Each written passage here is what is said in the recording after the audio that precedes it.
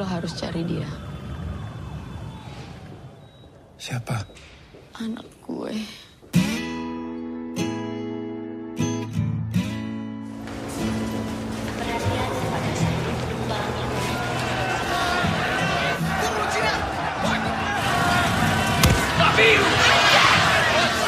Akan kemungkinan terjadinya kembali kerusuhan besar antar kelompok masyarakat di beberapa.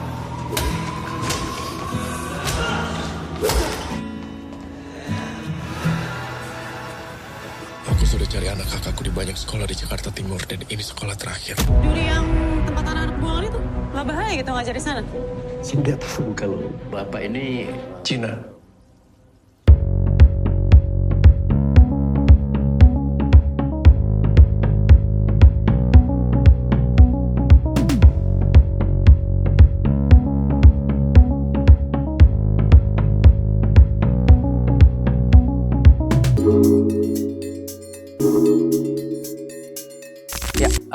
Hai, aku berperan sebagai Jeffrey di film Pengepungan di Bukit Duri ini. Jeffrey ini adalah salah satu anak sekolah di SMA Duri yang sangat troubled, sangat bermasalah. Dia hidup di masyarakat yang bermasalah, di lingkungan yang bermasalah, di sekolah yang bermasalah. Jadi hidupnya itu penuh masalah kekerasan dan kebencian.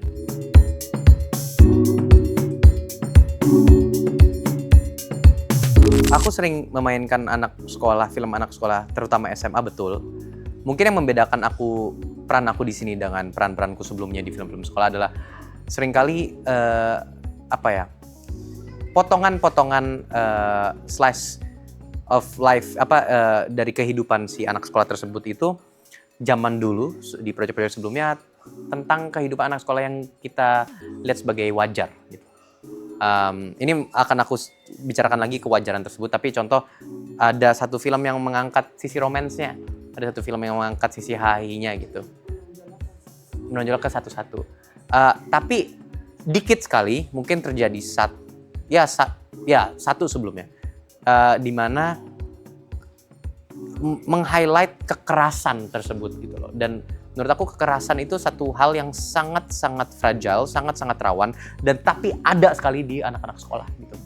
Dan meng-highlight kekerasan, kebencian dan kehancuran tersebut itu adalah titik penting, titik beratnya di film Pengepungan di Bukit Duri itu. Dan menurut aku ketika kita menitik beratkan kekerasan, violence, dan kebencian dalam anak sekolah itu yang membuat ini sangat spesial gitu. Karena ini adalah extreme case di mana seorang anak sekolah yang mungkin belum cukup dewasa mengetahui dan hanya mengerti artinya kekerasan, kebencian, dan ego dan pride, sehingga ekstrim tersebut yang dikerjakan oleh Jeffrey gitu. Dan ini yang membuat menurut aku sangat spesial dari yang lainnya. Karena apa? Ini sangat-sangat ada nyata gitu loh, dan ada di mana-mana.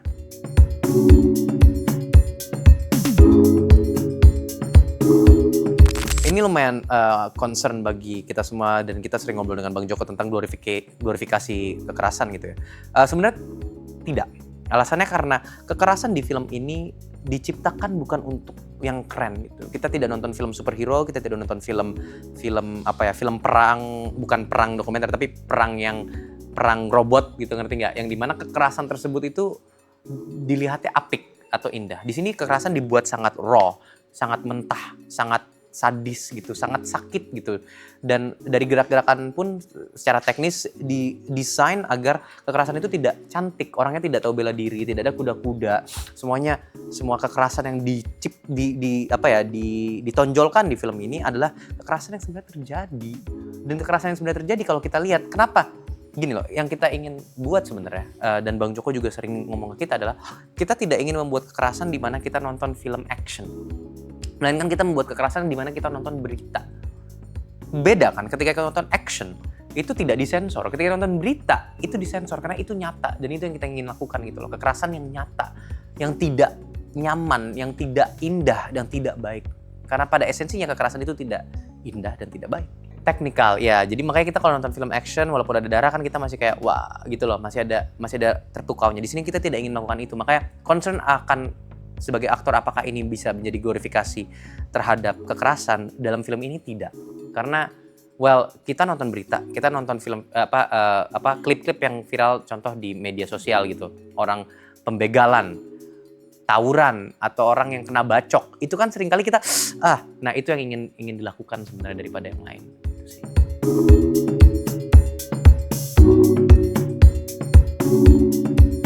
Dengan seluruh hati aku akan bilang ini pengalaman yang sangat-sangat indah gitu.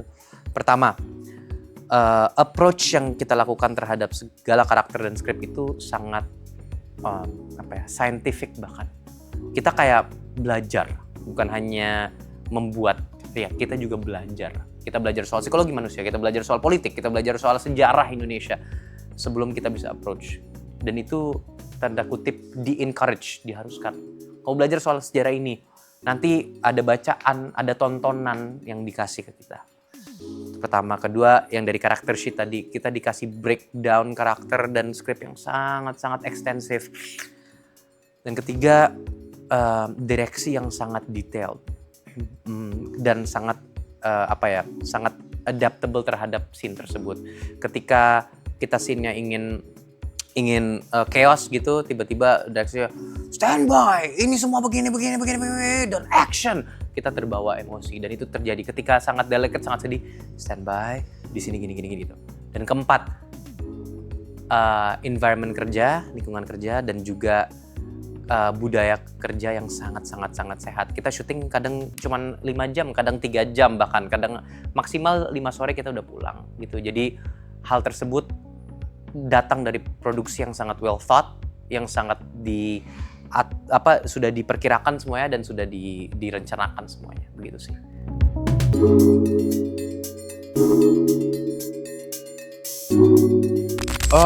Mungkin aku mencari kalau ini spektrum emosi manusia gitu ya. Di sini kemarahan, kegelisahan dan kesedihannya itu aku suntik steroid semua lah intinya. Di titik dimana Jeffrey ini aku selalu melihat sebagai orang yang udah di titik dimana dia nggak bisa balik lagi, tapi untuk lanjut pun dia ragu gitu. Dia lanjut, dia tahu dia sudah tidak menjadi manusia yang wajar, tapi kalau dia balik pun dia akan menjadi pengecut, jadi dia nggak tahu harus ngapain. Dan kegelisahan di situ ketika point of no return dan keputusasaan, kegelap mataan. Ya, jadi dua itu, keputusasaan dan kegelap mataan itu yang selalu aku coba. Aduh, kira-kira gimana ya? Aku baca teori-teori psikologi, aku baca filsafat kehidupan manusia, dan tentunya ya mencoba merasakan diri sendiri sedikit. Oke, kira-kira kurang lebih seperti itu. Itu sih eksplorasi. Jadi banyak empiris tapi juga banyak yang merasakan rasa-rasa aja.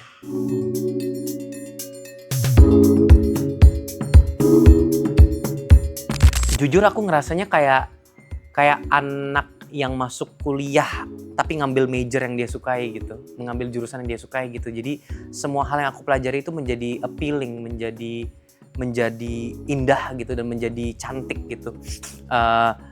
Teori-teori psikologi aku, kebetulan aku juga ada latar psikologinya dan filsafatnya juga, tapi mempelajari lebih dalam itu tuh membuat aku sangat kayak, aduh seru banget. Aku pulang tuh setiap kali kita reading atau apa, aku pulang baca-baca, oke, ada nggak riset tentang violence, korelasi violence dengan kemarahan? Ada nggak riset korelasi violence dari putusnya temen gitu, contoh-contoh gitu. Itu banyak yang aku harus pelajari dan itu menurut aku sangat proses yang sangat indah, karena setelah itu aku jadi kayak ya aku lebih pinter deh sekarang gitu daripada, dan itu aku bersyukur gitu.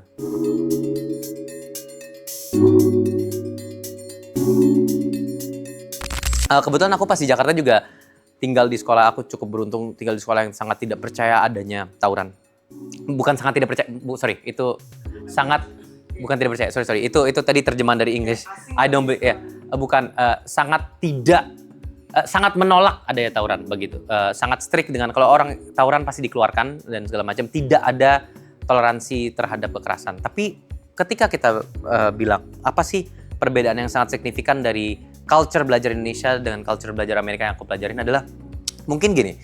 Di Amerika itu pembelajaran itu adanya dialektik, adanya dialog antara guru dan murid gitu. Jadi contoh di Amerika, guru ngomong ABC, kita nggak setuju, guru ngomong ABC, menurut kita DF, kita boleh angkat tangan kayak, Pak Guru, mohon maaf, saya tidak setuju dengan Anda, menurut saya ini harusnya DF gitu. Sedangkan di Indonesia itu, guru ngomong ABC, kita setuju atau tidak setuju, banyak culture kayak, iya, ngangguk aja. Karena apa dia guru? Nah, ini mungkin sistem rootnya feodalisme. Ini banyak sekali orang yang sudah membicarakan hal ini gitu ya, bisa dicari di media sosial. Ada seorang filsuf Indonesia yang terkenal, beliau pernah membicarakan ini, inisialnya RG. Dia pernah membicarakan soal hal ini gitu, bahwa adanya feodalisme dalam pembelajaran Indonesia yang dimana ketika guru mengajarkan sesuatu itu satu arah gitu. Murid udah nurut aja, yang ngerti enggak udah urusan kalian gitu. Sedangkan kalau misalnya di pengalamanku di Amerika gitu dan dengan ketemu orang-orang di berbagai negara yang satu sekolah pun, ketika mereka tidak setuju dengan guru, walaupun mereka salah, mereka dikasih ruang untuk, Pak, tapi mengapa begitu? Mengapa 2 tambah 2 sama dengan 4? Itu pernah terjadi dalam kelasku gitu. Dan dijelaskan ada dialog ya, karena ketika kita memiliki 2 unit dan 2 unit ini, jadi adanya healthy dialog, adanya dialog sehat antara pengajar dan pelajar gitu. Itu pertama mungkin ya. Nah, tadi kita singgung soal kekerasan dan tawuran gitu. Di Amerika, kita baca berita ada gang violence, ada school shooting. Ketika anak dari minoritas ditonjok, itu masuk berita internasional. Di Indonesia tawuran tuh hal yang wajar, dan menurut aku itu adalah hal yang menurut aku lumayan bodoh ya. Mengapa kita mewajarkan tawuran gitu? Satu hal lagi yang menurut aku kurang wajar adalah nggak apa-apa laki-laki bandel kekerasan, nggak apa-apa. Menurut aku tidak, itu bodoh sekali gitu loh menurut aku. Kenapa kita mewajarkan laki-laki itu untuk violent, untuk kekerasan gitu? Menurut aku laki-laki nggak apa-apa ya ikut tawuran, nggak apa-apa bandel berantem. Itu tidak, itu adalah kebandelan yang tidak baik gitu loh. Kita hidup di society yang dimana, ya ini beda ya dengan, ini perbedaan, kita ngomongin perbedaan gitu ya. Di luar kita bilang, takut pergaulan luar. Karena apa? Oh, karena di sana orang, contoh ya, tidur bareng atau pergaulan bebas gitu. Itu bandel. Tapi di sana juga mengecam ketika laki-laki menonjok orang. Sedangkan di Indonesia, ketika kita, mohon maaf ya, seorang wanita tidur atau seorang wanita jalan-jalan dengan seseorang laki gitu, itu dikecam. Sedangkan ketika laki-laki gebukin orang sampai orang babak belur, ya udah nggak apa-apa, dia bandel laki-laki. Mohon maaf, tapi yang satu menyakiti orang secara fisik gitu. Dan perbedaan ini menurut aku sangat bahaya, karena berarti kita bisa melihat bahwa society kita di Indonesia itu masih mewajarkan adanya violence gitu. Adanya kekerasan itu ya udah masih hal yang wajar. Kekerasan masih menjadi jawaban hal yang wajar, dan menurutku hal itu tidak boleh dilazimkan lagi gitu loh. Apa tujuan kita dan itu mungkin perbedaan yang sangat. Di Amerika aku ngerasa ketika ada kekerasan itu bukan hanya masuk berita, bukan hanya disomasi, bukan hanya di penjara, pasti juga dikeluarin dari sekolah gitu. Sedangkan di sini ya orang kan pasti ada yang bilang, lah tapi kan di Amerika ada school shooting, ada gang violence gitu. Tapi kan masuk berita. Orang heboh. Di Indonesia ketika tawuran, ada tawuran ini. Besoknya tiba-tiba ada berita baru gitu loh. Maaf, orang-orang yang ikut tawuran pun juga tidak dipertanggungjawabkan gitu. Orang tuanya pun juga tidak diminta tanggung jawabnya gitu. Ini secara lanjut ya, bukannya tidak, aku yakin pasti diminta tanggung jawabnya. Tapi secara society kita harus lebih responsif terhadap adanya violence gitu sih.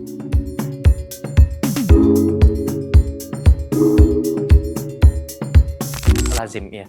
Ya mohon maaf, tapi adanya ospek yang menggunakan fisik pun juga itu adalah titik pertama dari adanya tawuran dan titik awal. Ini anak masuk nih ke sekolah. Ia seumur hidup bermimpi untuk masuk sekolah, untuk belajar. Mungkin keluarganya butuh kehidupan yang lebih baik, maka dia mengejar cita-cita sekolah. Sekolah masuk ospek, digebukin nama seniornya.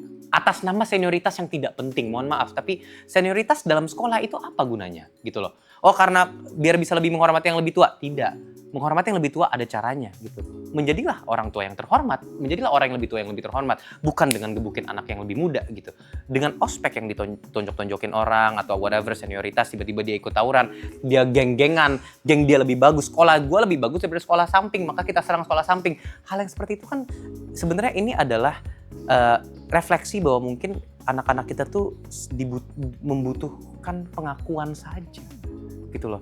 Anak itu membutuhkan individualitas, pengakuan. Dia itu individualitas bukan berarti dia menyendiri, tapi dia membutuhkan identity gitu. Dia membutuhkan identitas bahwa dia ini seseorang kok, dia dilihat kok oleh masyarakat, dia dilihat kok oleh negara gitu loh. Dia dilindungi loh oleh negara gitu loh. Secara hukum maka jangan takut. Tapi karena dia tidak merasakan itu mungkin, atau tidak merasakan kasih sayang dari society, maka dia merasa, oh enggak, sekolah gue lebih bagus. Pokoknya gue biar bisa menjadi seseorang adalah gue harus menyerang orang itu. Aku harus menyerang orang itu. Nah, hal-hal seperti ini kan keliru ya menurut aku ya. Sayang sekali gitu. Kita menghidupkan hal seperti ini dan kita mewajarkan hal ini kan sayang gitu. Budaya kekerasan, budaya feodalisme, budaya apa ya, menggerus, oppression di Indonesia itu sangat dilazimkan. Sayang menurut aku, sayang. Kita bisa lebih baik daripada ini.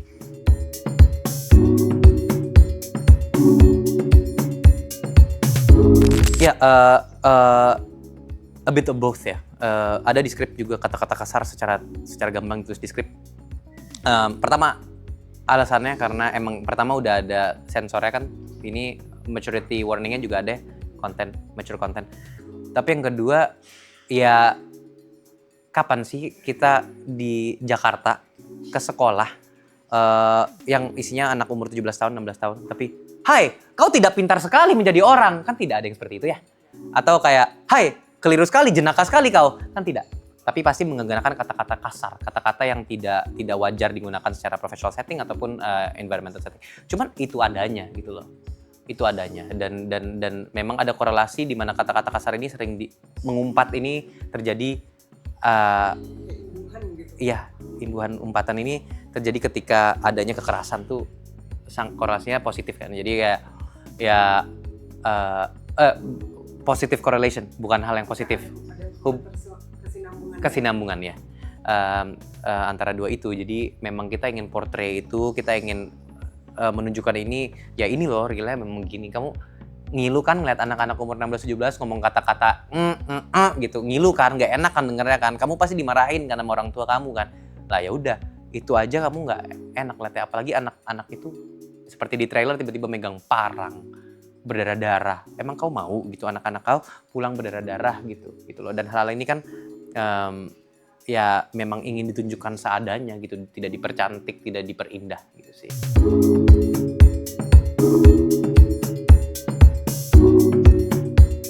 Mungkin gini, Jeffrey ini kan personifikasi dari orang yang hilang arah, ya. Hilang arah, orang yang gelap mata, orang yang hanya tahu kekerasan. Kenapa aku bilang dia personifikasi yang bagus, yang personifikasi yang sangat menarik juga, karena dia itu umurnya masih umur SMA. Mungkin belum terbentuk tadi di brain anatomy-nya pun juga masih ada kesempatan untuk berkembang. Dia pun juga di umur yang masih bisa nambah tinggi loh gitu loh, dalam artian anak SMA kan masih bisa nambah tinggi. Proses berkembangnya aja belum tuntas. Tapi yang dia lihat dari sekitarnya itu udah snappy decision aja gitu loh. Oh apa nih yang viral, udah kita ikutan viral. Oh lagi menghujat si A, oke kita ikut hujat si A. Mudah sangat reaktif. Reaktifnya pun juga bukan reaktif hal-hal yang positif gitu kadang. Ketika halnya membutuhkan kerja atau membutuhkan usaha, reaktifnya jadi lama gitu malahan. Melihat atas pun juga yang mengatur sistem pun juga dipertanyakan. Jeffrey ya, saya nggak bilang Indonesia sekarang, itu tergantung Anda, menurut Anda bagaimana. Tapi di dunia Jeffrey pun, dia lihat sistemnya pun juga hancur.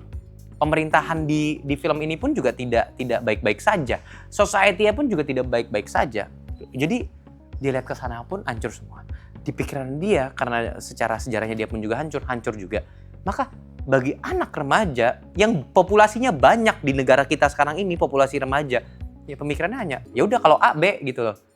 Kan cepat kan pemikiran anak. Semakin dewasa kan kita mungkin menyadari bahwa proses berpikir kita semakin lama. Dari A, oh kenapa ya kita ke B, ke C. Tapi kan kalau itu A, B gitu loh. Anak kecil kan mau ini, lapar makan. Udah kan, secepat gitu.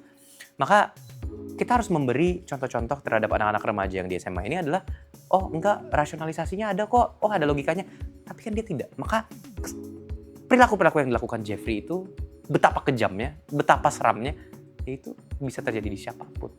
Dan kapanpun, bisa aja minggu depan amit-amit. Tapi ketika yang kita tunjukkan ini terus ya, yang ada kebencian dan kekerasan terus sih.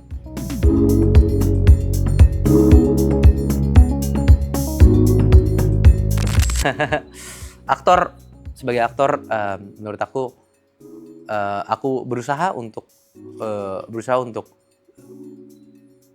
terlibat terlibat gimana ngomongnya, terlibat dari project-project yang memberikan message lebih dalam gitu. Tapi gini, karya seni itu kan adalah sesuatu yang indah. Apapun bentuknya, seni itu indah. Dan ketika kita berseni, berkarya seni, itu pun sudah kita ada berdiskusi terhadap audiens gitu.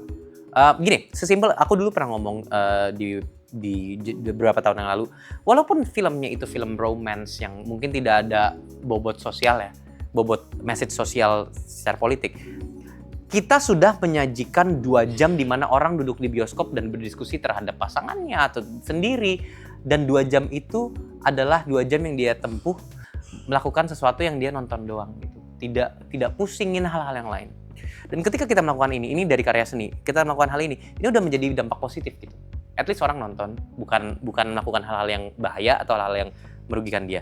Itu pertama. Tapi semua orang itu memiliki porsinya masing-masing dalam society. Dan sama pentingnya. Orang yang membersihkan, petugas pembersihan itu sangat penting. Tanpa mereka, dunia ini menjadi dunia sampah gitu. Tanpa petugas pembersih gitu.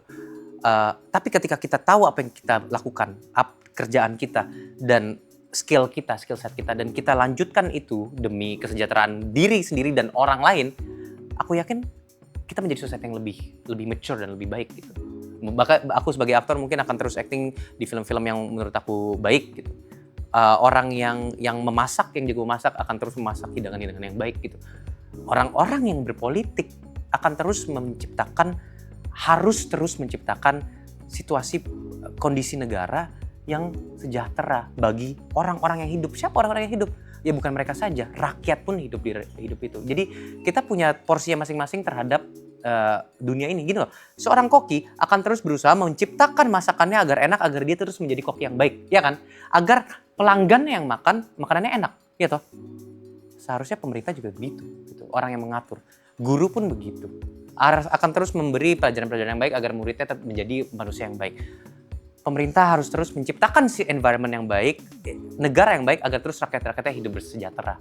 Gitu kan sebenarnya kita tanggung jawab terhadap diri sendiri dan orang lain gitu.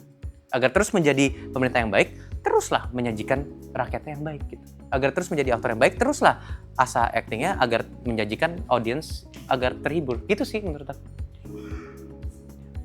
Analogi yang sangat challenging ya, tapi ya sorry mau gimana gitu.